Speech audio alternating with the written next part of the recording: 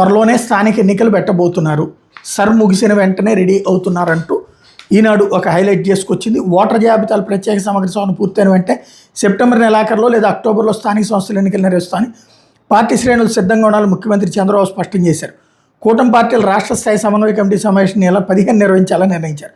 Zonal, జిల్లా, నియోజకవర్గ, మండల స్థాయిలోనూ సమన్వయ సమావేశాలు జరగాలని సూచించారు. పార్టీ ఇన్ఛార్జీలు నియోజకవర్గాలకు త్వరలో నియమిస్తామని, కొత్త వాళ్ళు కూడా కూటమి శ్రేణులతో కలిసి నడవాలని తెలిపారు. శనివారం తెలుగుదేశం పార్టీ కేంద్ర కార్యాలయం నుంచి పార్టీ ముఖ్య నేతలు, జోనల్ కోఆర్డినేటర్లతో చంద్రబాబు జూమ్ కాన్ఫరెన్స్లో మాట్లాడారు. ఇది ఇంతకుముందు అనుకున్నది కొత్తదేమీ కాదు. ఇప్పటికిప్పుడు అర్జెంట్ అంటే తక్షణం జరుగుద్దంటే సరే ఈ నెలతో అయిపోతుంది, వచ్చే నెలలో ఎన్నికలు జరిగితే అప్పుడు వీళ్ళు రాసే వార్తకు ఒక అర్థం ఉంటుంది.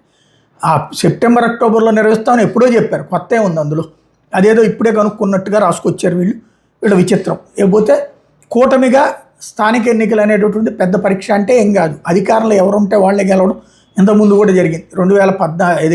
2014-19 మధ్యలో తెలుగుదేశమే గెలిచింది స్థానిక సంస్థల ఎన్నికల్లో, 19-24 మధ్యలో వైసీపీనే గెలిచింది. ఇప్పుడైనా దాదాపు అదే ఉంటుంది.